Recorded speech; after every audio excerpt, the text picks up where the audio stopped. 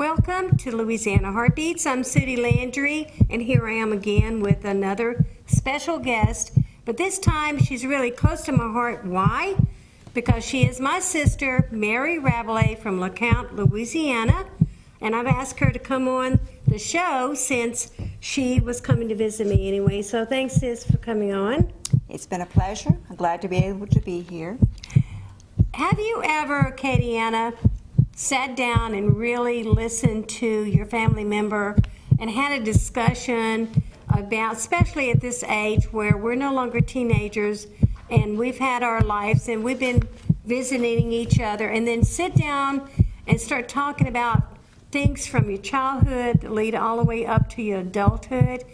Well, when I had a cancellation on my show, then I had a second cancellation for the next host. My sister was coming anyway, and we were having such a wonderful conversation that I thought, well, you know what? I asked her, would she be willing to come on television? Let's talk about things. We discovered that we're so different, yet we're so much alike, and that we've had from childhood to adulthood, our paths of even being professionals somehow has been familiar in areas, but yet different. So with that said, I want to kind of just sit here with my sister. We have our coffee missing, but you know what? We almost brought some crochet to sit here and talk to you while the other person was crocheting. In fact, that may even turn into another show. Okay, telling stories, sitting in a rocking chair, crocheting, and letting other people share their stories. But today, this is our story about being sisters. Okay, Mary, you were here, and you just recently retired, right? Yes, I retired a few years ago. I was a manager of Rapids Parish Library in LeCount, Louisiana. I worked for 14 years in an old high school that's actually got the Johnson Branch Library that's hosted there. So yes, I have been retired and enjoying the time to be back home and doing other things. Okay, so with that said, she became a librarian, a real librarian, but we also remembered that we were both high school librarians. We worked in the library, so we found out, wow, that was something we had in common. Then we began to talk about what happened and where our careers took us, and guess what? Then we saw that we also were not only sisters, but had become telephone operators. That's correct. You did what in the area of, when there were telephone operators that gave you information instead of Google? Okay. Yes, many years ago, I graduated high school, and I came back home to my sister and her husband's home. We both applied at the telephone company. She became an informational operator, and I was long distance. And the difference was the variation. I spoke with what they call ship to shore, was talking directly to ships, directly to planes. Later in the years, it became what they call the mobile telephone, which was the new thing. So we both were in telephone operators, just in a different area. Well, throughout this show, she will share something, then I will come back and say things like this. Okay, so you were awesome in figuring out patterns, right? Which was really being gifted in math, right? Where I am in the area of organization.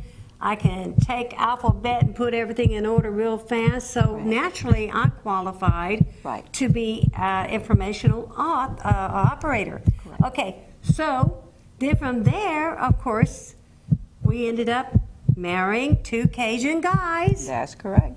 Okay, we were from Shreveport, Louisiana, and right. We married two Cajun guys from Southwest Louisiana. That's right. And what did your husband do? My husband actually retired from the Marines. He was in the Marines for 4 years in, 2 years inactive. When I met him, he just came back home from Pennsylvania. I came up from a visit living in Lafayette and went to listen to some music, and that's actually where I met him. And Elvis crossed the room. And that's right. It was kind of a rough night, and all of a sudden, here comes Elvis, blue eyes and blue jeans, and that was it. And my side of the story is my Cajun guy was going to be a barber. Now make this sense to you. He was a farm boy, but he wanted to be a barber. Right. So he was in Lafayette, Louisiana, Shreveport at that time, and he was going to barber school, and I was a telephone operator at that time, so that's how I met him, through a friend. So we both ended up coming back and living in Lafayette, Louisiana. Okay, I've always wanted to be a hairdresser. Right.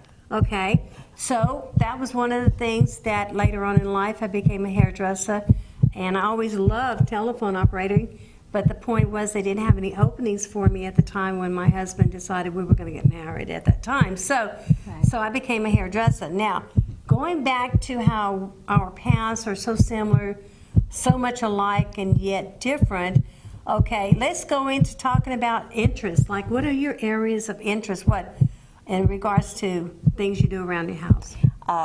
Well, my husband is like his mother. She was an excellent cook. He loves to create, so he's actually over the years taken over more of the cooking.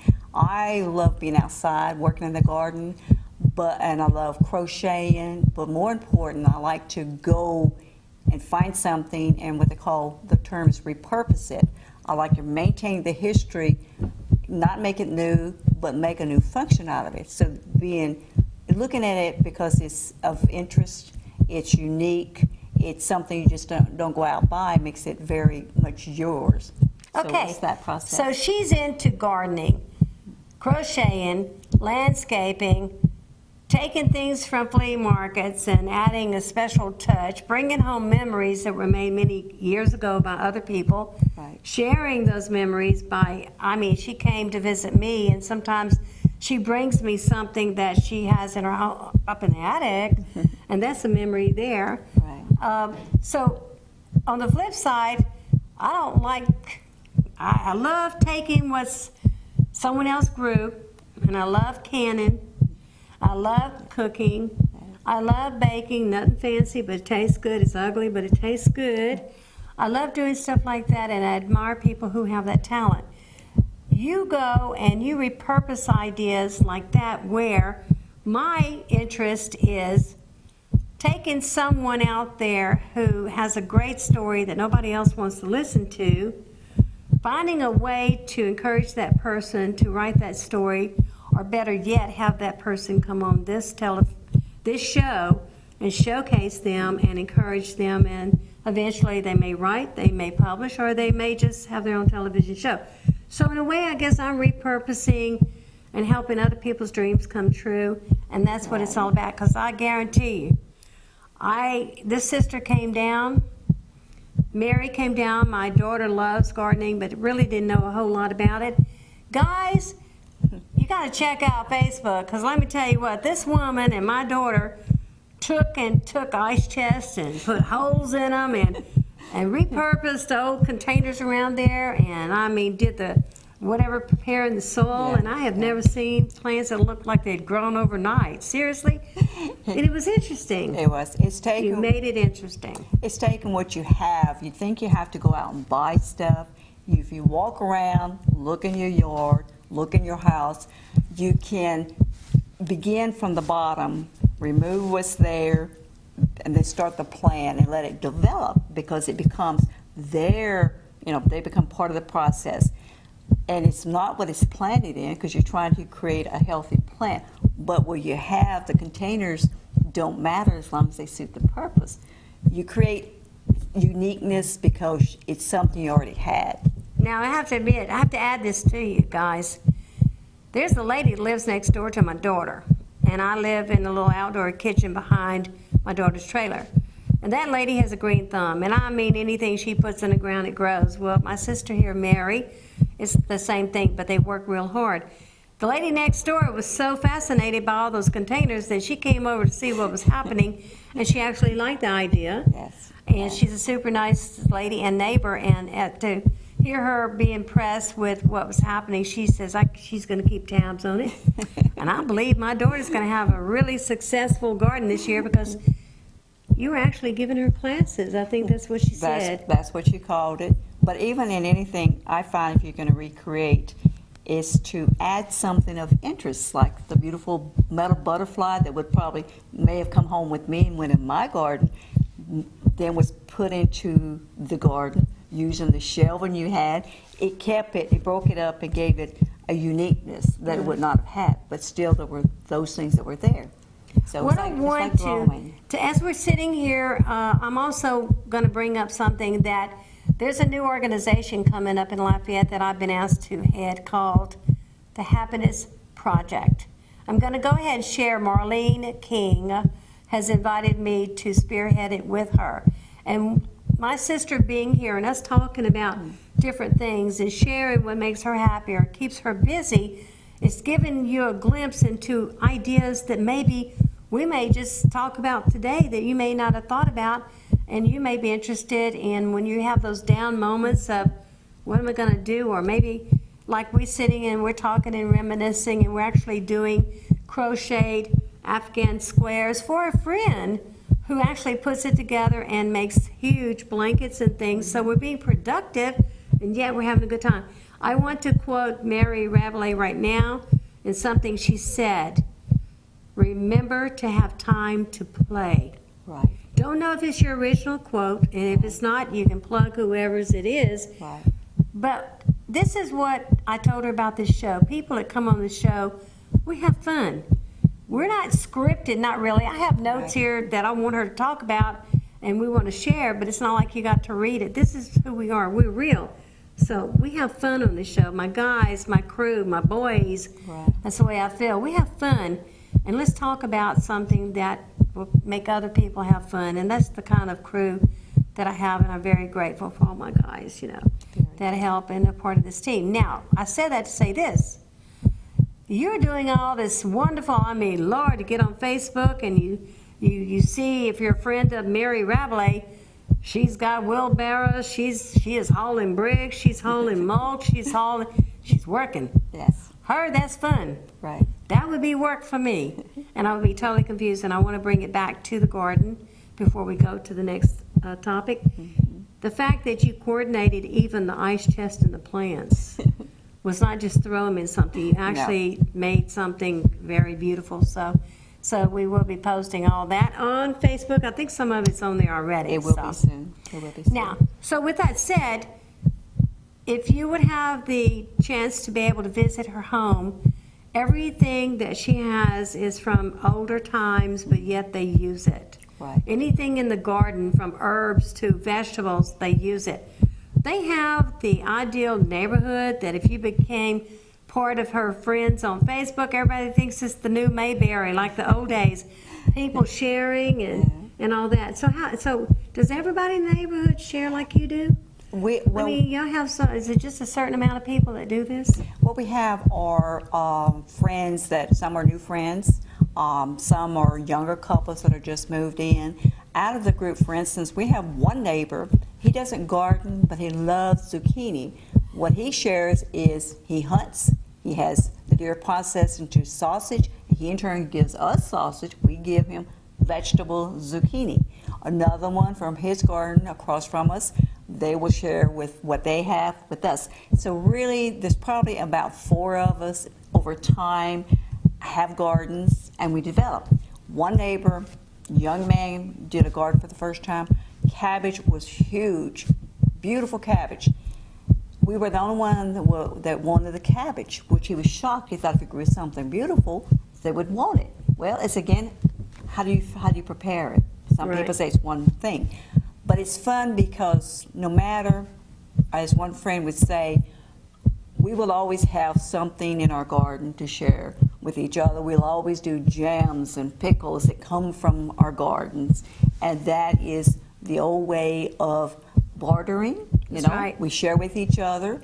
One may have help with landscaping. My husband was a TV repairman, technician, had our own business for years. So he would do some repair and help when it deals with something of that type. So it's bartering, but it's still friendship, because with that kind of friendship, you're not feeling like you're not taking advantage of each other. You're helping each other. And by being able to share your own talents, then for each of you, you feel good. You couldn't pay anyone, and you wouldn't be the same thing Okay, to sis. do these things. right now I can tell you that that neighborhood has grown, and every time I have friends who became her friends and they see everything they're doing and hear and see all these plate lunches that she's actually showing, and neighbor gave her this and this is how it's cooked, Right. and after it's cooked this is what it looks like. Everybody wants to move to Mayberry over there. But anyway, that makes you happy. Yes, it does. Yes, Okay. it does, because you're busy, but in a good way. I think everyone has a talent. I met a lady once that she was walking around a flea market, and she came to check it out.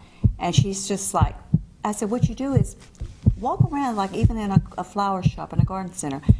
People that are great cooks will usually go into a grocery store and they look around and they start creating from what they see. But it says you will all of a sudden see that you like a certain thing. Maybe you like shiny things, maybe you like the old stuff. Then that becomes what actually is your of interest, and you play with it. You know, you just have fun with it. Keep it simple. I'm listening to my sister, guys. Let me tell you, yesterday, I had a week of buttons being pushed and awesome things happening, and then things trying to take away the happiness.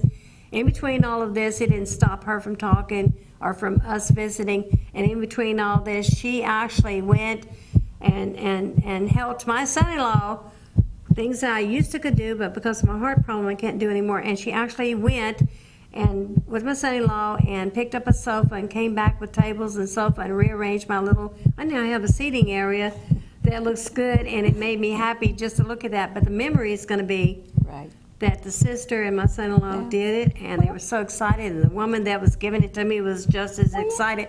Right. So little things can make anyone happy. Yes. So Yes. I personally, we're from a larger family, and not everybody chooses the same path, but I do things that make me happy, because if I'm making someone else happy, then it makes me proud to say that I love to see a smile on someone's face. It doesn't matter if anyone knows I helped put it there. It's just the fact that it's there. Right. Why? Because that's what I want. I want to be happy. Exactly. So as we were talking and laughing, and we come from a family of storytellers, we, not too long ago, lost a 102-and-a-half-year-old great-grandmother. Then our grandmother was around 96. And I'm telling you, we always had something to talk about. We always had something to share. We always laughed. We would laugh until we cry. I can't really say we ever cried because we were sad when we were around them. So as she and I kept on talking about this, and I learned that I needed a guest, I just said, sis, I really think it would be great if we could just share how we're so different, so alike, and yet have done so many things. Now, moving on to the next thing, okay, so we worked at the school library. We were both telephone operators, okay. I now am the president of the Writing School of Acadiana, and I meet in a bookstore. You just recently retired how many years ago? 8 years ago. From a bookstore. Exactly. Where you were featuring authors Yes. to come in and read, and you were actually encouraging people. So you had to know a little bit about, or a lot about, the book, so you could recommend the right thing to each person. Right. Where I am blessed, where I get to actually meet some of the writers of the books, so I get to personally know them, and they give me their book, and sometimes I'm able to read the book or have to read the book to do anything justice for them. So that we have in common.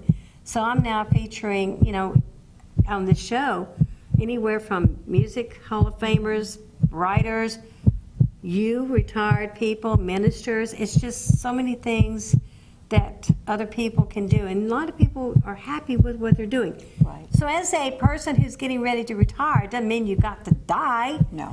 You can stay busy, be happy. There's a lot of things at Acadiana Open Channel that you could sure do, make your memories, the audio and all that.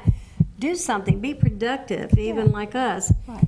It's not often that Mary can come and spend more than 3 days, because she has a husband who really dearly loves her, and I think it's been a limit of maybe 2 days, and actually we're on day 5. Oh, I think we're getting close to day 7. 7. Well, I didn't want to exaggerate, but I thought so.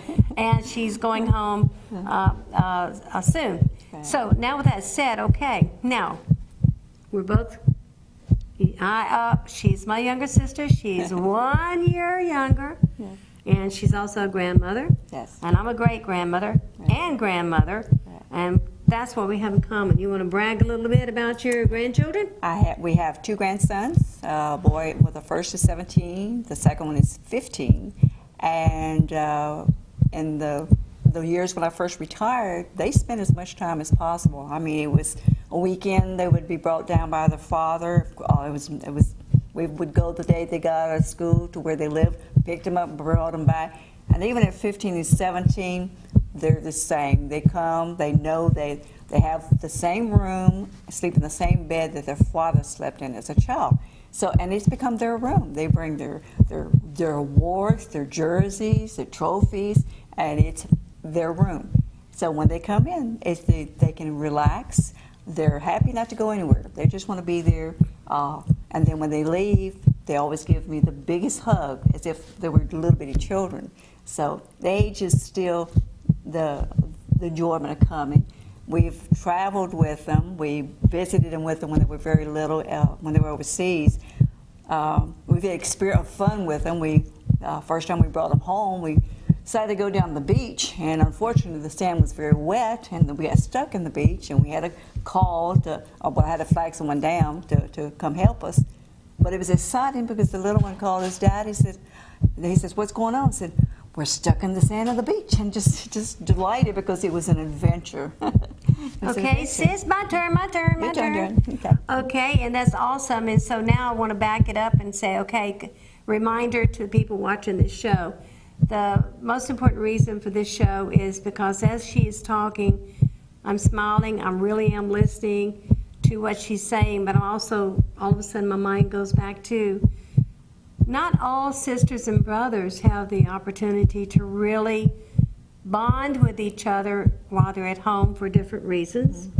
And there were 8 of us children, and everybody has choices of who they're going to visit with, what they're going to do. Right. But due to our choices, Mary and I have really bonded since she was 18 years old, and back and forth visiting, and our husbands and I, we would all get together for a short period of time until interests changed. But I'm thinking about that right now, Mary, and thinking, over just since 18 years old, we have memories from the past, but since 18 years old, we have remained and getting closer and shared. And I think you sent me a card that I wished I could have posted. We've cried, we've talked, we've shared, and we've discussed and all this, and the bond has gotten closer.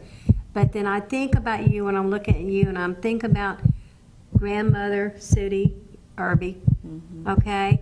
And you are the spin image of her when she was younger, right. Okay? And I'm thinking about here we are. I won't say how we are because you don't really like telling people how you go. I'm alive. And she's a year older. That part she loves. It's a something that we bonded with.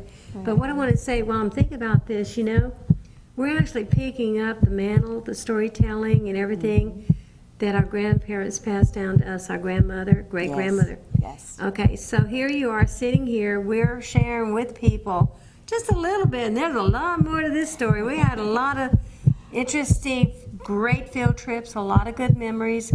We've had trials, but we chose to come through trials.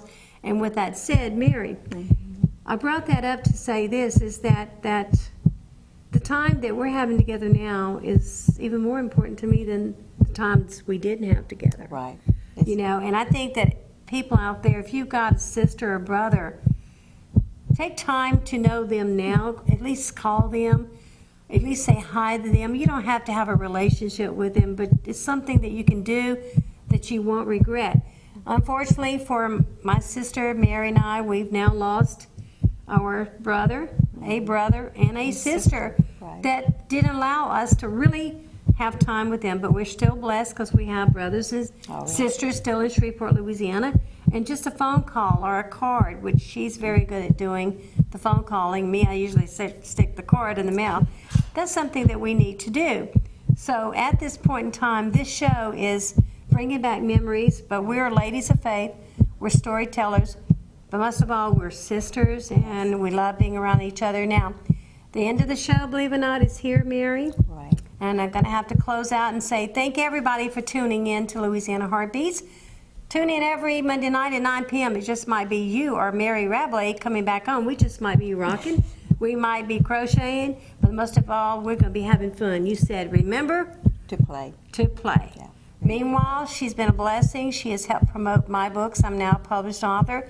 She knows her stuff, and she took time to come out to an event, and now she's taking time to be on the show.